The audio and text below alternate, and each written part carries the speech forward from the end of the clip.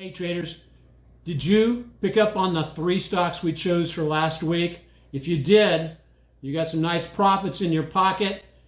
This week's video of Trade Your Way to Wealth and Financial Freedom, we picked 3 more great stocks plus a tip on how to take profits at the appropriate time. So stop missing out on when to take profits.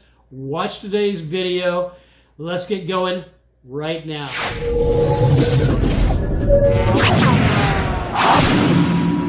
Welcome to today's session of Trade Your Way to Wealth and Financial Freedom. Stephen and Neil are joining us. Good morning, gentlemen, or good afternoon. Good morning. Good morning. Good to be here. Good afternoon. Whatever it is, it's good. It's good. All right. And so, hey, if you're just joining us on the YouTube channel, please identify yourself and check in. And then also, if you are online, please, I'm going to basically, Barry already heard what I was talking about. I am going to choose 3 stocks that are going to be put in by you, the attendees, 3 stocks that we'll do a review on. But I need to know, 1, what the ticker is, whether you are in the stock right now, and if you are in the stock, what price did you get in? And so we'll kind of like do a first come, first serve. And Barry is already in with a pick today. And so Stephen and Neil, we're gonna jump almost immediately into our stock picks for today, so that we'll have enough time to give a really good assessment of the stocks that we are, that the folks want us to take a look at. So if that sounds like a good deal to you, let's go ahead and jump into today's session. Remember that all materials we do present are for training purposes. Traders should always paper trade any new method prior to the risk of their own personal capital. Basically, here's where we're sitting. Here's where we're sitting last week as of the 1st of July, and here's where we're sitting as of today, a week later. We did have the market do we haven't had a follow through day yet, but we are seeing some very constructive price action in the market, but also price action is approaching some levels that are pretty high hurdles that they need to jump across for us to continue on in a strong uptrend. So first, let's jump in and do a couple of the stocks that we're looking at, and then I'll come back and do the analysis of the indexes. So the first pick is, I wasn't surprised by this pick, Steve. And so the rest of the question mark is, are you in FAS right now? And if so, where did you get in? So what's going on with Jazz here, Steve? It's in a pretty good uptrend for the last 2 months or so. Okay. Had a nice pullback and it's showing some activity. Okay. Which is the daily chart, the one on the right, right? The one on the right is the daily chart. I think above today's high on Monday would be an entry for me. Otherwise, it could still pull back further. So I think we're in the very early stages of pullback. It may be ending today. Okay. It may not. So I would not be long until we take out today's high. Okay. No, that works. And so you're going to wait to see what today's high looks like.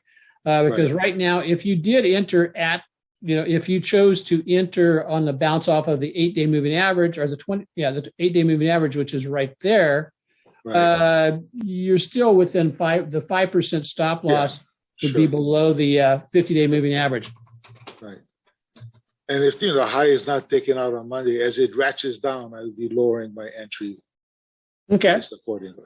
And so, Mark, if you would just lay in there what price you got in on that on TNA. So I like this one, Steve. That it basically kind of a negative sign yesterday. Yeah. Bearish engulfing off of a hanging man. However, it stopped dead in the water right at the 20-day moving average. Correct. Everything is pointing up. So I like it. And you have a daily triple screen signal active since June 24. Super. Wow. Super. Yeah, it's been building for a while. It's got great relative strength. My hope is it's not obvious to everyone, and it'll be a nice trade there. Yeah, I like it. And it's in a good industry group, right? Also, the biotechs and the pharmaceuticals are performing very nicely right now. Let's see what we've got. I've been actually watching this for a while. So, Anil, what the heck is going on with this? This one has I don't know that stock real well, but except at my screen, it showed up and it has extremely strong fundamentals.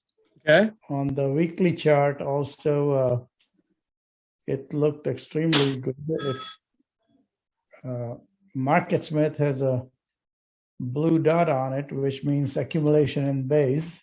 Right. I haven't bought it yet. I'll wait till about 3 o'clock and might get in. Okay. And so, and then it is kind of breaking out. It does have some resistance. It's got to get through up there at the 2734 level, but that's almost 10%, about 7% away. So you could actually be in for a nice profit moving on into that. So excellent, guys. I like it. So yeah, and Funko is one of those that I've been watching. And I think the name of this is Funko, and it's some kind of not entertainment, but recreational kind of company or something like that. Yeah, I'm not sure yet. Let's see. It is on the IBD 50 list. Has been for a couple of years. Yeah, you're right, Steve. Yeah, it's on IBD 50. And it's shown up on my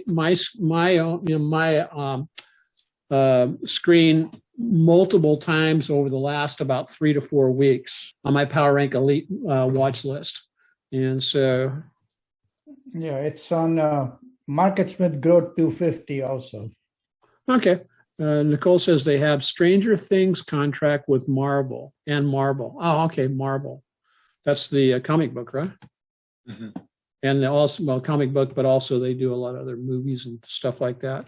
And so, I like it. So excellent. And so let's go ahead and jump over into the review of the indexes, and then I will give you my pick for the week.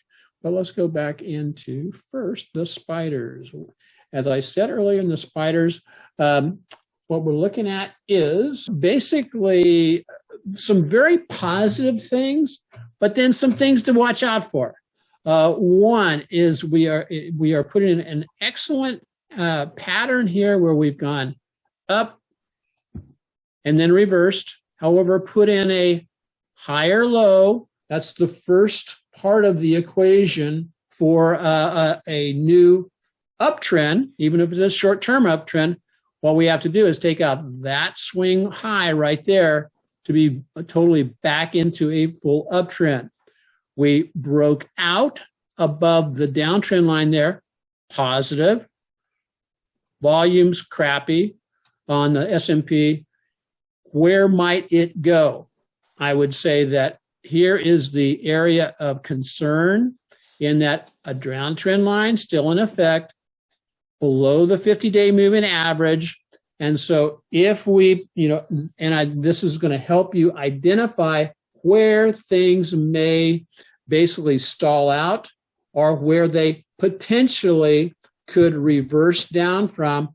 And so I would certainly not want to be a buyer in that circle right there, which is defined by the 50-day moving average and the downtrend line. So that's what I'm looking at for the for the spiders. Everything else, the TSI, the momentum indicator, breaking above the zero line is very positive. However, the last time it broke above the zero line, oftentimes it'll go on for a much larger move, or like it did last time, it just popped up above it, hit the 50-day moving average line, and fell. Always look back to the left to see what happened last time this happened. And the last few times, once here, once back here, the 50-day moving average worked as pretty strong resistance to stop the upward motion on the individual stock. The Qs, the NASDAQ representative. So in the same type of feature, I have put in the Fibonacci extensions here. And the Fibonacci extensions are quite simple. One, is this is from low to high, back to low. That purple line in there is the 100% symmetric move, and it's up at 303. So we could, but look what's happening right here. We are just bumping our head right up against the 78% extension. So oftentimes price actions run into issues somewhere between the 78 and the 100. And we have the 50-day moving average hanging out right there at the 299 level. So that could basically be telling us, okay, I'm going to stall out there. That's what has happened in the past. But as I said, we are in the process of, if we take out this high, we will have a higher high and a higher low in place, which is very, very positive. So that's what we've got going with the NASDAQ. And I can go ahead and I can remove this out of here.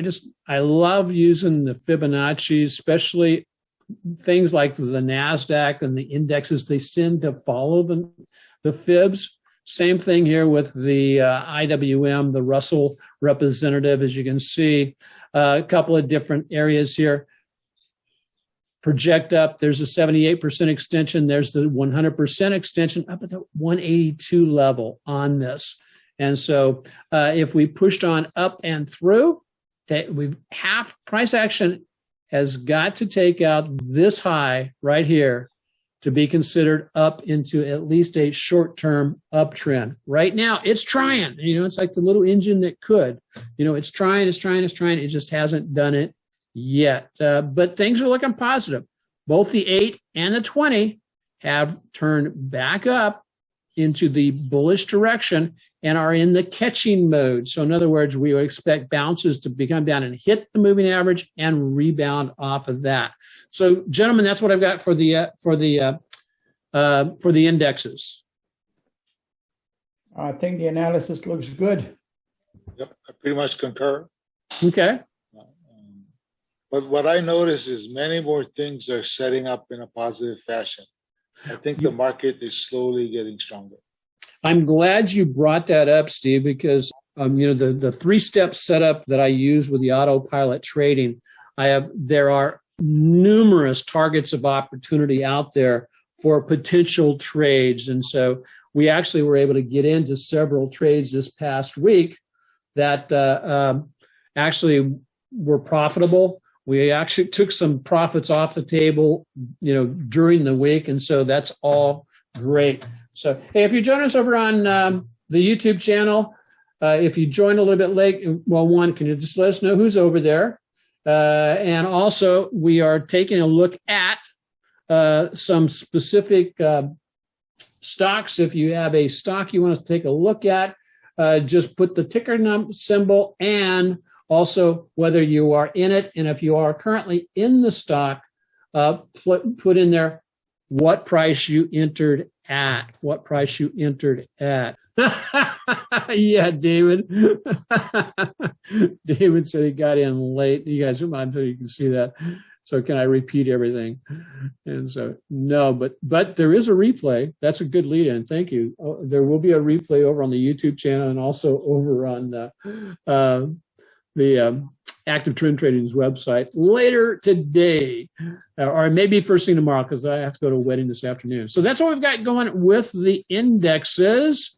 So now let's jump into who was the first to basically jump in here, and that was Barry. Barry jumped in with his pick for today was SAFM. He wants to buy it today. Let's see. Should Barry buy this stock? Steve, Anil, should Barry buy this stock today? I mean, I don't know anything about this stock right now. I think it looks very interesting. I aggressively, if I were aggressive, I would buy it today. Okay. It's got nice inside bar action for the last 2 days. Okay. If we break to the upside, I think it's the start of a big move and a very tight stop. I would go right under the low 4 days ago. Yep. And so you could actually even go, below the 20-day moving average, which is about 1.92% or so. So yeah, the only thing that I've got an issue with is one, it's a low volume stock. It's only turned 60,000 shares today. So not I agree. And so that's kind of for me, that's I won't say it's a turnoff, but it's certainly yeah, I agree. I would roll in and take a look at SAFM. How does it grade out from a fundamental standpoint? 99. That's not too bad. It's number 2. Oh, Sanderson's Farms. Okay. They raise chickens. And and see, so it's about equal amounts of buying and selling. So that's that one there. And then we've got I'm looking at the triple screen on that thing, and it is both daily and weekly triple screen are active. Okay. Active means it's a buy. Buy signal is active. Okay. Hey, Mark, did you want me to do TNA or did you want me to do FAS? Yeah, the average is over 400,000. Okay, so you already bought it at the 215 level on SFA. Yeah, I think that's a great level to buy it at, and you've got a very clear, distinct level to pull the plug on. So FAS is the 3-time or the 2-time leverage ETF for the financials. Mark, yeah, this is looking pretty good. I've been looking for when I can get into this for our AutoPilot trading members. I would like to see it close above the 20 here or back in down against the about the 8. So today was a good day, depending on where you got in at. And you said you got in at 30. What? No, you couldn't have got in at 32.90 unless it was over here. But if you're already in the trade, yeah, just hold on. Watch. It's going through the same iteration that it's looking a lot like the S&P. Yeah, okay. So what do you guys think about FAS? FAS on my triple screen signals, it has a sell signal both on daily and weekly. The positive thing is the daily MACD has turned around. Okay. And 8 and 20 are about to cross, so maybe it's at the level, but not quite. Go ahead, Steve. Looking pretty interesting to me. I would not buy it today. I would look for a pullback or backing up action to occur before. It's a little bit extended from where I would have entered. Okay. Let's see who's over on. So Nicole, which one do you want? You gave me 3 different ones, targets. Give me one that you specifically want me to look at. GTLB. I haven't got a clue what GTLB is. Global Technology. That's interesting. That's interesting. Newer IPO, guys. And like I said, I don't know a darn thing about it. Yeah, looks like it's a recent IPO, and then weekly it has a sell signal, but on the daily it's a buy signal. That means it's turning around. Okay. So and buy signal since June the 6th. Okay. Why not look at others in the group? Well, here's what we got going on. We got accumulation distributions at B+. That means it's being bought. Let's go back over to the top ones and the other ones. There are the CDW, which everybody's familiar with. So, yeah, it's way down in the list of group. And so if you know something about this one, particularly, Nicole, that's the only way I would basically buy this, because there's too many other stocks in the industry group that are ahead of it on the list. Well, it's a pretty good looking chart. I don't know that I would enter it right now. I would say I would wait to see if there's what happens with this sideways action. Do we break out or do we pull back further? Yeah, here's the weekly. I wouldn't buy it right now, but I'd be watching it. Yeah. For a buy. So it is being bought. So excellent. Did that help, Nicole? I hope that helped. Last but not least, I want to basically cover the stock that I chose for this week. And the stock I'm choosing for this week is DDOG. It has been a past strong performer. Datadog, yeah. Yeah, Datadog. And again, this is a again, this is more speculative because it has really crappy fundamentals. It's no longer on the strong list of fundamentals, but something's going on with this in that its accumulation distribution is an A minus, which means it is being heavily bought up. Even though we're not seeing on the volume down here as much, but we're just pushing back up, just cleared above the 50-day moving average. So I would not have any problems buying today as long as I'm around this 50-day moving average. My stop loss would be back, I think, below. Yeah, just my stop loss would be below the 34. And or I could also wait until Monday and try to pick it up right there at the 50 at the 105 level. And then that would put my stop loss, if I would use the 20-day moving average, below less than 5% away. So this is my pick for the day. It's got a lot of work to basically regain because it's down, oh heavens, from 200 down to 80, $80. But even if I just get back up to the 200-day moving average, that would give me a return of approximately 32%. So I think that has some potential. Thoughts, guys? I'm looking at the triple screen, and it's a buy signal since June 27. Yeah. And if I remember it right, in April when we did the Ukraine relief seminar, this was Lee Tanner's pick. Right. A long time ago. So looks like it's turning around and coming up. So, okay. Well, that's an early turnaround. We wanted to let this be our early turnaround pick, guys. So, Steve? And I like it. It's a little bit iffy right now. I mean, I don't know what it's going to do, but the tech area, I think, is starting to firm, and many stocks are behaving like D-Dog. Yep. So I like it, and I think I'd buy it today if I were going to buy it. Excellent. So, okay, guys. Well, hey, let me leave some comments. Let me know what you think about this kind of reformatted format. I remember that learning how to trade, it's about one, learn what to wait for, and then secondly is develop the discipline to actually wait. Really quick, one of the big things that I know I wish I would have known better when I got started, or it would have been drilled into me, was basically what is your profit plan? Keep it simple and remember all trading decisions are a compromise, every single one of them. And so here's some of the things to take into consideration.